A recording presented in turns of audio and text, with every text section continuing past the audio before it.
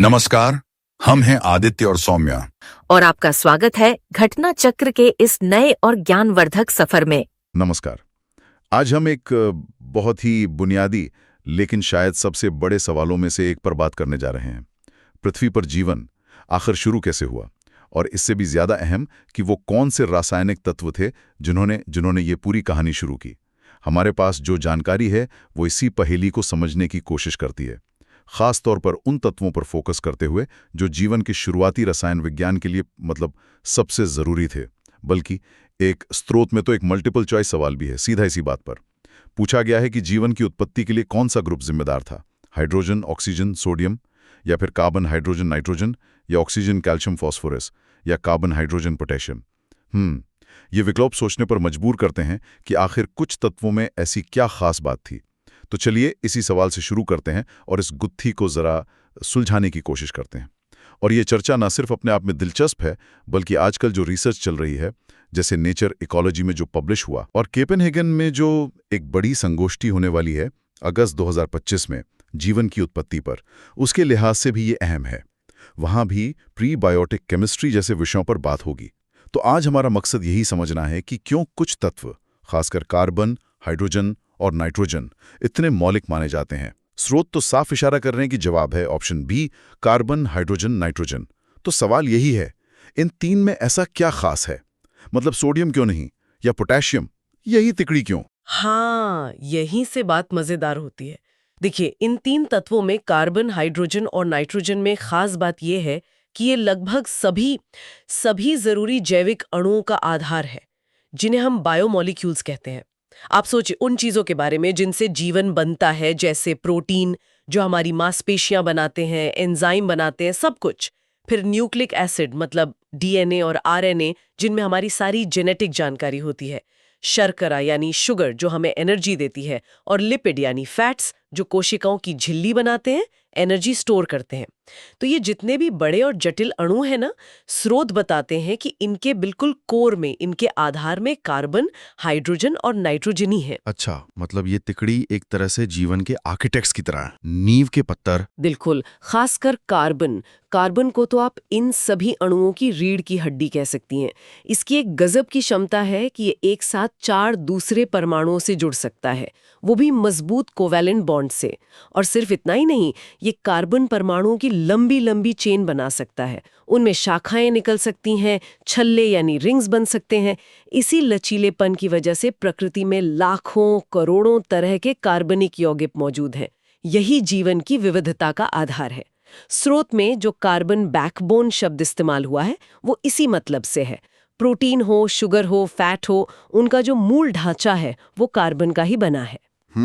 और हाइड्रोजन और नाइट्रोजन, इनका क्या रोल है? हाइड्रोजन जो सबसे सरल तत्व है और यूनिवर्स में सबसे ज्यादा पाया जाता है, वो पानी H2O का एक जरूरी हिस्सा है। और पानी के बिना जीवन कैसा? इसके अलावा ये लगभग हर जैविक अणु में मौजूद है, अक्सर कार्बन से जुड़ा हुआ। ये अणुओं को उनका आकार देने में और एनर्जी को स्टोर करने और ट्रांसफर करने में भी मदद करता है। और जहां तक नाइट्रोजन की बात है, वो प्रोटीन की जो बेसिक यूनिट होती है ना, जिन्हें हम अमीनो एसिड कहते हैं, उनका एक मुख्य हिस्सा है। हर अमीनो एसिड में एक अमीनो ग्रुप होता है जिसमें नाइट्रोजन होता ही है। साथ ही ये डीएनए और आरएनए के जो बेस होते हैं ATCGU, उनका भी जरूरी हिस्सा है। तो बिना नाइट्रोजन के न तो प्रोटीन बन सकते हैं, न ही हमारा जेनेटिक कोड। अच्छा, तो कार्बन ने ढांचा बनाया, हाइड्रोजन ने उसे पूरा किया और एनर्जी में मदद की, और नाइट्रोजन प्रोटीन और जेनेटिक्स के लिए जरूरी हो गया। लेकिन स्रोतों में एक और शब्द बार बार आ रहा है, CHNOPS। ये क्या है? ये तो किसी फॉर्मूले जैसा लग रहा है। हाँ, CHNOPS एक तरह का एक्रोनिम है, मतलब शॉर्ट फॉर्म। ये उन 6 तत्वों को याद रखने में मदद करता है जो जीवन के लिए सबसे ज्यादा जरूरी माने जाते हैं। C से कार्बन, H से हाइड्रोजन, N से नाइट्रोजन, O से ऑक्सीजन, P से फास्फोरस और S से सल्फर। हमने CHN की बात तो कर ली, लेकिन बाकी 3 भी बहुत जरूरी हैं, भले उनका रोल थोड़ा अलग किस्म का हो। अच्छा, तो ये 6 मिलकर पूरी टीम बनाते हैं। तो फिर OP और S क्या करते हैं? इनकी क्या भूमिका है? ऑक्सीजन जाहिर है पानी का दूसरा हिस्सा है। और सांस लेने के लिए मतलब रेस्पिरेशन से एनर्जी बनाने के लिए तो ये बिल्कुल ज़रूरी है। हम ऑक्सीजन इसीलिए लेते हैं ताकि हमारी कोशिकाएं खाने से एनर्जी निकाल सकें। ये कई जैविक अणुओं का भी हिस्सा है। फॉस्फोरस का रोल भी बहुत सेंट्रल है। ये एटीपी नाम के अणु का हिस्सा है जिसे सेल की एनर्जी करेंसी कहते हैं। मतलब एनर्जी का सारा लेन देन इसी से होता है।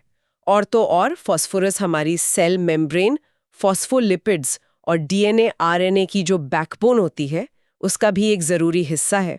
और सल्फर हालांकि कम मात्रा में चाहिए होता है, लेकिन कुछ खास अमीनो एसिड जैसे सिस्टीन और मेथियोनिन और कुछ विटामिन्स और हार्मोन बनाने के लिए ज़रूरी है। समझ गया। तो CHNOPS मिलकर जीवन का पूरा केमिकल बेस तैयार करते हैं। लेकिन फिर भी जो पहला सवाल था वो CHN पर ही क्यों फोकस कर रहा था? क्या हाल की रिसर्च भी इसी तिकड़ी पर ज्यादा जोर दे रही है? आपने नेचर इकोलॉजी वाले शोध का जिक्र किया था शुरू में। प्रोटीन थे, उनकी संरचना को स्टडी किया गया और उन्होंने पाया कि इन प्राचीन प्रोटीनों को बनाने में कार्बन, हाइड्रोजन और नाइट्रोजन का रोल सबसे मुख्य था। तो ये इस बात को और पुख्ता करता है कि शायद जीवन की शुरुआत में यही 3 तत्व सबसे पहले और सबसे आसानी से जटिल अणु बनाने में शामिल हुए होंगे। हो सकता है O, P और S बाद में ज्यादा अहम हुए हों या उनकी भूमिका शुरुआत में उतनी स्ट्रक्चरल न रही हो। इसीलिए जब हम एकदम उत्पत्ति की बात करते हैं तो CHN को अक्सर सबसे बुनियादी, सबसे मौलिक माना जाता है, जैसे नींव के पत्थर हों। ये समझना वाकई दिलचस्प है कि कैसे कुछ तत्व दूसरों से ज्यादा मौलिक माने जाते हैं शुरुआत के लिए। आपने कहा कि ये तत्व शायद शुरुआती पृथ्वी पर आसानी से उपलब्ध थे और अणु बनाने को तैयार थे। क्या इसका कोई एक्सपेरिमेंटल सबूत भी है? स्रोतों में स्टेनली मिलर प्रयोग का जिक्र आता है। ये नाम तो काफी सुना हुआ है। हाँ, मिलर यूरे प्रयोग ये 1950 के दशक में हुआ था और जीवन की उत्पत्ति की स्टडी में एक मील का पत्थर माना जाता है। स्टैनली मिलर और हेरल्ड यूरे ने लैब में वो हालात दोबारा बनाने की कोशिश की जो उनके हिसाब से अरबों साल पहले युवा पृथ्वी पर थे। उन्होंने एक बंद फ्लास्क में पानी लिया, जैसे समुद्र, और उसमें मीथेन CH4, अमोनिया NH3 और हाइड्रोजन H2 गैसों का मिक्सचर भरा। ये उस वक्त के वायुमंडल को दर्शा रहा था जिसमें ऑक्सीजन नहीं थी।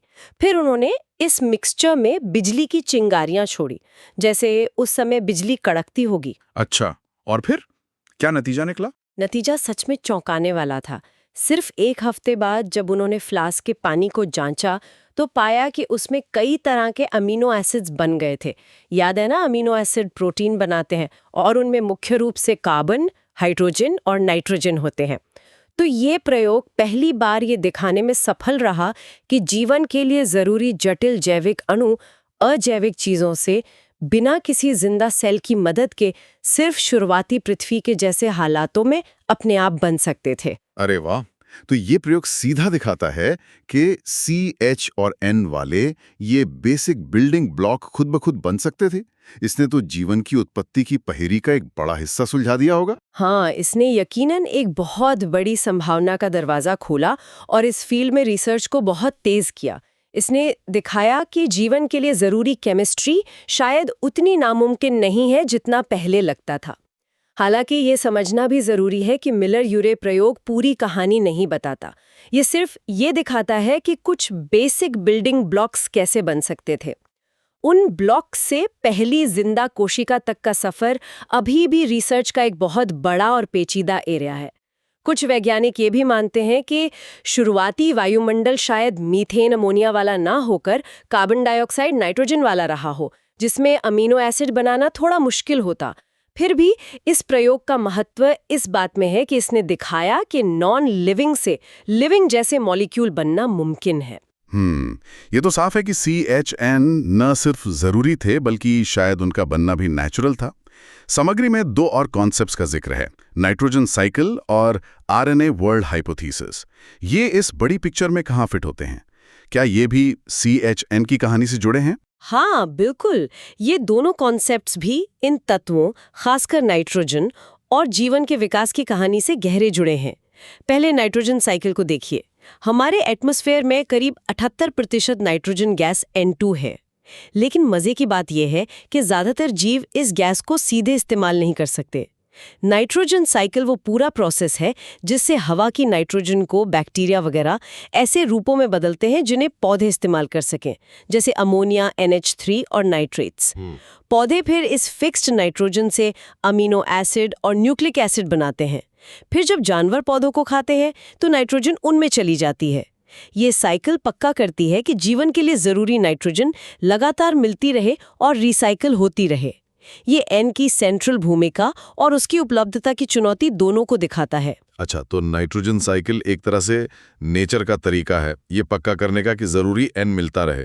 और आरएनए वर्ल्ड हाइपोथेसिस, ये तो और भी फंडामेंटल लग रहा है। बिल्कुल। आरएनए वर्ल्ड हाइपोथेसिस जीवन की उत्पत्ति के सबसे प्रमुख और मजेदार सिद्धांतों में से एक है।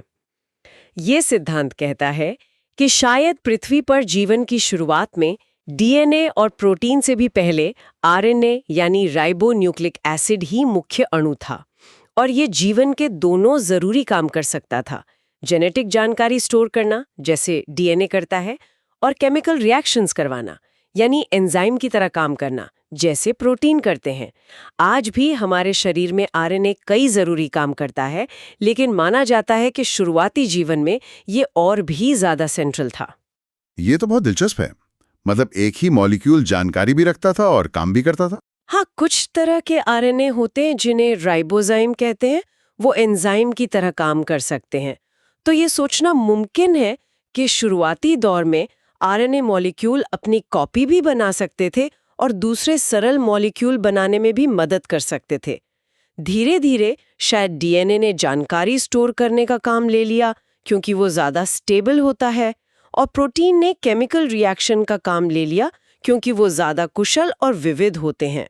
लेकिन अगर आरएनए वर्ल्ड हाइपोथेसिस सही है तो ये जीवन की शुरुआत को आरएनए पर फोकस करती है, और आरएनए खुद किससे बना है? कार्बन, हाइड्रोजन, नाइट्रोजन, ऑक्सीजन और फॉस्फोरस CHNOP से। तो ये सिद्धांत भी CHNOP तत्वों, खासकर CHNOP की मौलिक भूमिका को और मजबूत करता है, बिल्कुल जीवन की दहलीज से ही। तो अगर हम इन सारे धागों को एक साथ जोड़ें, CHN का बेसिक रोल, CHNOP टीम का महत्व, मिलर यूरे जैसे प्रयोगों के सबूत, नाइट्रोजन साइकिल और आरएनए वर्ल्ड जैसी हाइपोथेसिस, तो क्या तस्वीर उभरती है? इस सब का निचोड़ क्या है? निचोड़ ये है कि जैसा जीवन हम पृथ्वी पर जानते हैं वो कोई जादू नहीं है, बल्कि कुछ खास तत्वों के अनोखे केमिकल गुणों का नतीजा है। कार्बन की जटिल और विविध संरचनाएं बनाने की वो अद्भुत क्षमता, हाइड्रोजन की मौजूदगी और पानी तथा ऊर्जा में भूमिका, नाइट्रोजन की प्रोटीन और जेनेटिक कोड में ज़रूरत, और साथ में ऑक्सीजन, फास्फोरस और सल्फर का अहम योगदान, ये सब मिलकर उन जटिल अणुओं और प्रक्रियाओं को मुमकिन बनाते हैं जिन्हें हम जीवन कहते हैं। ये केमिस्ट्री के नियमों पर आधारित एक धीमी क्रमिक विकास की कहानी लगती है। ये सोचना ही कमाल है कि हम सब और पृथ्वी के सारे जीव जंतु मूल रूप से इन्हीं मुट्ठी भर तत्वों के जटिल कॉम्बिनेशन से बने हैं। तो हमने आज देखा कि कैसे कार्बन, हाइड्रोजन और नाइट्रोजन जीवन के बिल्डिंग ब्लॉक्स का बिल्कुल जरूरी कोर बनाते हैं, और कैसे ऑक्सीजन, फास्फोरस और सल्फर इस कोर टीम को सपोर्ट करते हैं। स्रोतों ने पुराने प्रोटीनों से लेकर आज के डीएनए तक हर लेवल पर इन तत्वों की फंडामेंटल भूमिका को हाईलाइट किया है। जो बात मुझे हमेशा बहुत प्रभावित करती है और जो इन स्रोतों से भी साफ पता चलती है, वो है इस जैविक जटिलता के पीछे छिपी रासायनिक सरलता। यूनिवर्स में 100 से ज्यादा तत्व हैं, लेकिन पृथ्वी पर जीवन की ये पूरी शानदार इमारत छोटे से बैक्टीरिया से लेकर विशाल पेड़ों और हम इंसानों तक मुख्य रूप से सिर्फ 6 तत्वों CHNOPS पर टिकी है। ये प्रकृति की किफायत और कुशलता का एक बेहतरीन उदाहरण है। कुछ ही बेसिक चीजों का इस्तेमाल करके इतनी विविधता और जटिलता बना लेना। हाँ, ये वाकई सोचने वाली बात है। और यहीं से हमारी आज की चर्चा का एक आखिरी विचार भी निकलता है, जिस पर शायद हमारे सुनने वाले खुद सोचना चाहें। हमारे स्रोत पृथ्वी पर जीवन की उत्पत्ति पर फोकस करते हैं और बताते हैं कि यहाँ CHNOPS तत्व कैसे और क्यों जरूरी थे। लेकिन क्या यही अकेली संभावना है? अगर यूनिवर्स में कहीं और किसी दूसरे ग्रह पर जीवन पनपता है या पनपा हो, तो क्या ये जरूरी है कि वो भी इन्हीं carbon, hydrogen, nitrogen, oxygen, phosphorus और सल्फर पर आधारित हो? क्या अलग ग्रहों के अलग केमिकल और फिजिकल हालात में जीवन का बिल्कुल अलग केमिकल आधार मुमकिन हो सकता है? जैसे सिलिकॉन आधारित जीवन, जिसकी कल्पना अक्सर साइंस फिक्शन में होती है। क्या वो सच में मुमकिन है? हमारे स्रोत हमें हमारी अपनी कहानी बताते हैं, लेकिन यूनिवर्स में जीवन की संभावनाओं का दायरा कितना बड़ा है? ये सवाल हमें भविष्य की खोजों के लिए प्रेरित करता है।